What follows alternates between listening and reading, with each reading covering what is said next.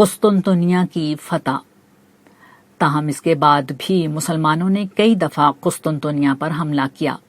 اس کی وجہ شاید روایات میں آنے والی بعض پیشگوئیاں ہوں۔ جیسے ایک روایت بہت مشہور ہے کہ یقیناً تم قسطنطنیہ فتح کرو گے، اور وہ امیر کیا ہی خوب ہوگا اور وہ لشکر کیا ہی خوب لشکر ہوگا، مگر یہ روایت ضعیف ہے۔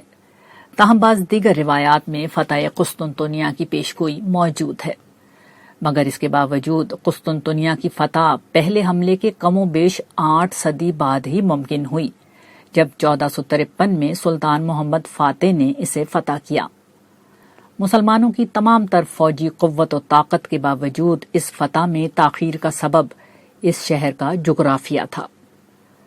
قسطنطنیہ محض ایک شہر نہ تھا، یہ ایک تاریخ تھی، ایک مذہب تھا، عظمت کی ایک علامت تھی، مگر ان سب کے ساتھ یہ ایک آہنِ حصار بھی تھا۔ یہ ایک ناقابل تسخیر شہر تھا۔ اس کی وجہ یہ تھی کہ یہ دنیا کی عظیم ترین سلطنت یعنی رومی ایمپائر، جو بعد میں بازنطینی ایمپائر کہلائی، اس کا دارالخلافہ تھا۔ قدرت نے اس شہر کو ایسا جغرافیہ عطا کیا تھا کہ اس کو فتح کرنا بہت مشکل تھا۔ اس بات کو سمجھنے کے لیے استنبول کا جغرافیہ سمجھ لیجئے۔ موجودہ استنبول کا ایک حصہ ایشیا میں ہے اور دوسرا یورپ میں۔ یورپی حصے میں دور تک آبنائے بوسفورس کے پانی کی ایک خلیج بنی ہوئی ہے جو گولڈن ہارن کہلاتی ہے۔ اس کے ایک طرف گلاتا ٹاور اور ٹیکسم کا علاقہ ہے اور دوسری طرف سلطان احمد کا وہ علاقہ جس میں توپ کاپی اور آیا صوفیہ وغیرہ موجود ہیں۔ قسطنطنیہ کا قدیم شہر اس حصے میں واقع تھا جسے اب ہم سلطان احمد کہتے ہیں۔ سلطان احمد کے ایک طرف یہی گولڈن ہارن کا پانی ہے، باقی دو اطراف بحیرہ مرمرا کا سمندر ہے۔ جیسا کہ پہلے بیان ہو چکا کہ سلطان احمد ایک پہاڑی علاقہ ہے۔ یہ پہاڑی علاقہ اصل زمین سے آگے ایک جزیرہ نما کی طرح باہر نکلا ہوا ہے جس کے 3 طرف پانی ہے۔ پہاڑی ہونے کی بنا پر یہاں کوئی ساحل نہیں جہاں کوئی فوج لنگر انداز ہو کر اس پر حملہ کر سکے۔ اس جزیرہ نما کی چوتھی سمت مغرب میں بازنطینی ایمپائر کی پوری سلطنت موجود تھی جو بلقان اور مشرقی یورپ میں پھیلی ہوئی تھی۔ اب یا تو کوئی فاتح پوری بازنطینی سلطنت کو مغربی سمت سے فتح کرتا ہوا بالکل آخر میں آ کر اس شہر کا محاصرہ کرے، یا پھر سمندر کی سمت سے اس کا محاصرہ کر کے اس کی واحد بندرگاہ جو گولڈن ہارن میں واقع تھی اس پر قبضہ کر کے شہر میں داخل ہو۔ مگر سوال یہ تھا کہ یہ کیسے کیا جائے؟ رومی سلطنت کا اپنا بحری بیڑا تھا۔ شہر کی حفاظت کے لیے ایک بہت بڑی دیوار بنی ہوئی تھی جس پر متعین فوجیوں کے تیروں سے بچ کر نکلنا بہت مشکل تھا۔ وہ اوپر کھڑے ہو کر جب نیچے گولڈن ہارن میں موجود حملہ آور بحری بیڑے پر تیروں کی بوچھاڑ کرتے تو ان کا بچنا بہت مشکل تھا۔ دوسرے یہ کہ خشکی کے راستے کسی طرح محاصرہ کر بھی لیں تب بھی یورپ کے سخت جاڑے میں یہ محاصرہ ہر حال میں ختم کرنا پڑتا، کیونکہ برف باری کسی بھی فوج کو تباہ کرنے کے لیے کافی تھی، جبکہ قلعے کی موٹی دیواریں اور سپلائی لائن ایسے کسی بھی محاصرے کو کئی ماہ تک آسانی سے جھیل سکتی تھی۔ ان سب حقائق کے ساتھ مسلمانوں کے خلاف جو چیز جاتی تھی وہ یہ کہ مسلمان تاریخ میں زیادہ تر قسطنطنیہ کے مشرق میں ایشیا میں موجود تھے۔ ان کے لیے یہاں تک پہنچنے کی ایک ہی شکل تھی کہ بحری راستے سے یہاں تک آ کر اس کا محاصرہ کرتے۔ ایسے کسی محاصرے سے فتح کا امکان نہ ہونے کے برابر تھا۔ تاہم سلطان محمد فاتح کے تخت نشین ہونے تک صورتحال اس پہلو سے تبدیل ہو چکی تھی کہ مسلمانوں کی ایک بہت طاقتور سلطنت یعنی سلطنت عثمانیہ قسطنطنیہ کے بالکل برابر میں قائم ہو چکی تھی۔ رفتہ رفتہ یہ سلطنت پھیل کر بلقان کی سمت میں پہنچ گئی تھی۔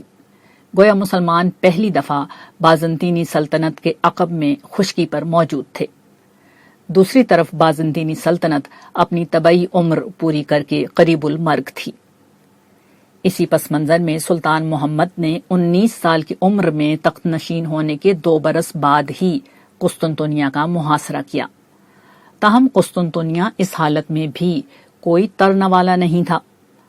اول تو شہر کی دیواریں بہت مضبوط تھیں، دوسرے قیصر نے گولڈن ہارن کے دہانے پر آر پار ایک موٹی آہنی زنجیر لگوا کر بحری جہازوں کا داخلہ بند کر دیا تھا، جس کے بعد بندرگاہ کسی حملے سے بالکل محفوظ ہو گئی۔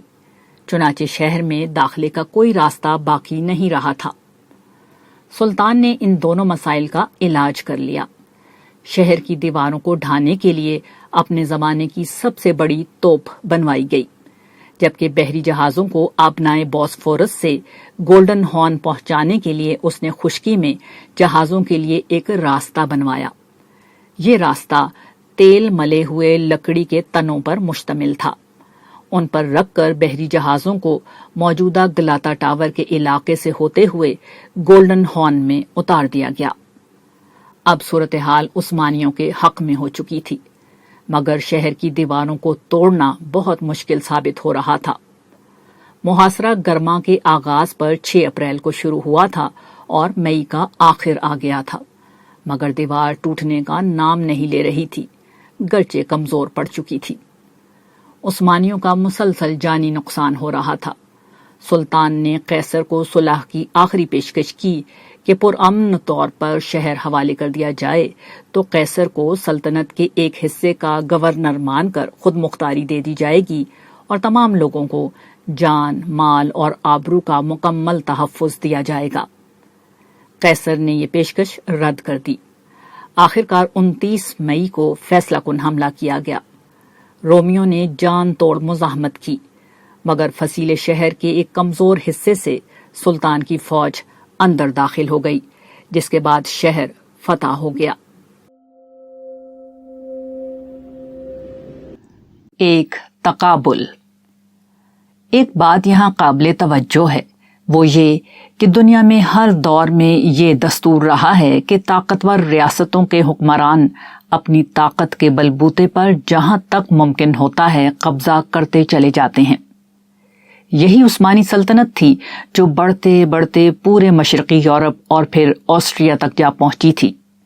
اسے ہم اپنی عظمت کے کھاتے میں لکھتے ہیں، مگر جب اسپین پر مسیحی قبضہ کرتے ہیں تو ہم اس پر مرثیہ کہتے ہیں۔ اس عاجز کے نزدیک اپنی کامیابی پر قصیدہ خوانی کرنا یا شکست پر مرثیہ پڑھنا نادانی ہے۔ اصل چیز ہے سبق سیکھنا۔ سبق یہ ہے کہ جو کمزور ہوتا ہے اسے شکست قبول کرنا ہوتی ہے۔ اس لیے دوسروں کو الزام دینے کے بجائے اپنی کمزوریوں کو دور کرنے پر توجہ دینا چاہیے۔ آج بھی دنیا کے کچھ مسلم ممالک پر غیر مسلموں کا قبضہ ہے تو یہ کسی سازش کا نہیں، ہماری کمزوری کا نتیجہ ہے۔ رہی سازش کی بات تو وہ بھی کمزور کے خلاف ہی کامیاب ہوتی ہے۔ طاقتور لوگ تو سازش کرنے والوں کا بھرکس نکال دیتے ہیں۔ موجودہ دور میں سب سے بڑی کمزوری جہالت اور اپنے تعصبات کو حقائق پر ترجیح دینا ہے۔ یہ دونوں چیزیں الحمدللہ ثم الحمدللہ ہمارے ہاں کثرت سے پائی جاتی ہیں۔ ہمیں ان کو دور کرنا چاہیے، نہ کہ دوسرے کو الزام دے کر اپنی کمزوریوں پر پردہ ڈالیں۔ طاقت، علم اور دعوت۔ بات کچھ لمبی ہو رہی ہے، مگر ایک اور اہم بات پر توجہ دلائے بغیر چارہ نہیں ہے، وہ یہ کہ فتح قسطنطنیہ گرچہ عثمانیوں اور کل عالم اسلام کے لیے ایک بہت بڑی فتح تھی، مگر اس نے بالواسطہ طور پر آنے والی صدیوں میں مغرب کو وہ عالمی قوت بنا دیا جس کی نظیر انسانی تاریخ میں نہیں ملتی۔ فتح قسطنطنیہ نے ایک طرف عثمانیوں کو عالم اسلام میں ایک برتری دلا دی تو دوسری طرف انہیں ایک عظیم قوت بنا دیا جو ایشیا کے ساتھ یورپ کی بھی سب سے بڑی طاقت بن گئی۔ اس فتح نے یورپ کی تسخیر کے دروازے کھول دیے اور عثمانیوں کو رومیوں کی عظمت کا جانشین بنا دیا۔ تاہم دوسری طرف یورپ کی یہ شکست آنے والے دنوں میں ایک بڑی فتح کی نوید بن گئی۔ اس شکست نے نفسیاتی طور پر پورے یورپ کو ہلا کر رکھ دیا۔ صلیبی جنگوں میں یورپ کی شکست کے بعد اس مزید شکست نے اہل یورپ میں یہ یقین پیدا کر دیا کہ ان کا مذہبی، علمی اور سماجی ڈھانچہ ہر اعتبار سے قابل اصلاح ہے جو دنیا کا مقابلہ نہیں کر سکتا۔ چنانچہ احیاء علم کی زبردست تحریک پیدا ہوئی۔ اس میں قسطنطنیہ سے جانے والے اہل علم و فضل نے کلیدی کردار ادا کیا۔ یوں طاقت کے میدان میں شکست کھا کر یورپ نے آنے والی صدیوں میں علم کے میدان میں کامیابی حاصل کر کے دنیا کو فتح کر لیا۔ مسلمانوں کے لیے عظیم موقع۔ دور جدید میں یہی موقع ایک دوسرے پہلو سے مسلمانوں کے لیے پیدا ہو گیا ہے۔ اہل مغرب کے ہاتھوں طاقت کے میدان میں مکمل اور بار بار شکست کھانے کے بعد اور علمی طور پر بہت پیچھے ہونے کے باوجود مسلمانوں کے لیے 2 عظیم مواقع پیدا ہو چکے ہیں۔ ایک انفارمیشن ایج نے اسلام کی دعوت کا دنیا میں ہر جگہ پہنچنا ممکن بنا دیا ہے، اور دوسری طرف بڑے پیمانے پر مسلمانوں نے مختلف معاشی اور سیاسی وجوہات کی بنا پر ہجرت کی ہے۔ ان دونوں کی وجہ سے اب ممکن ہو چکا ہے کہ طاقت اور علم کے میدان میں شکست کھانے والے دعوت کے میدان میں دنیا کو فتح کر لیں۔